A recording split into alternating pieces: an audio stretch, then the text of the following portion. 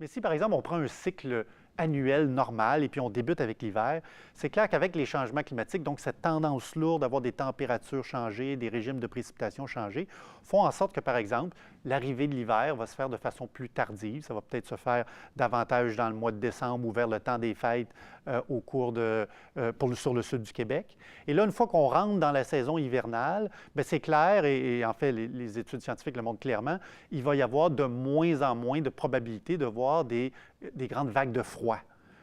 Et donc, en plus de ces conditions-là, on va avoir tendance à avoir plus de précipitations sur toutes les régions du Québec pendant la saison hivernale. Et surtout pour l'extrême sud, on va avoir tendance à voir davantage de mélange de pluie et de neige, un peu comme par exemple on verrait sur le climat du sud de l'État de New York ou encore dans le sud de l'Ontario.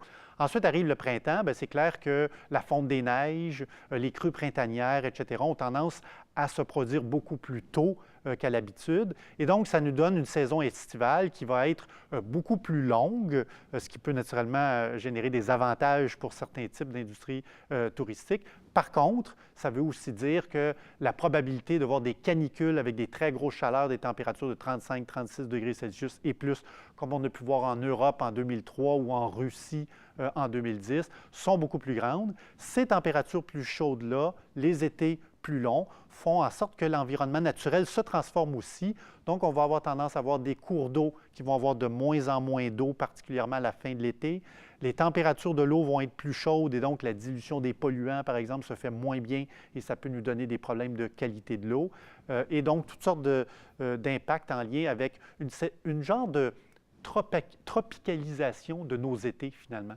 D'ailleurs, je parle de tropicalisation de nos étés. On peut faire un lien aussi avec les précipitations qui vont peut-être pas tellement être changées au niveau de l'été.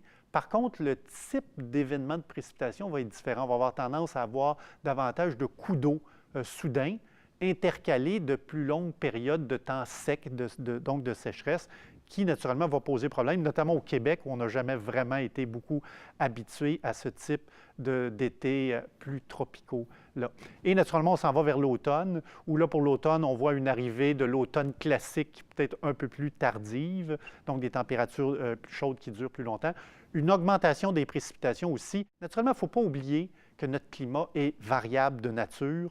Nous, on parle en sciences de changement, par exemple, pour le sud du Québec, d'ici 2050, de plus 2 à plus 5 degrés Celsius d'augmentation de température.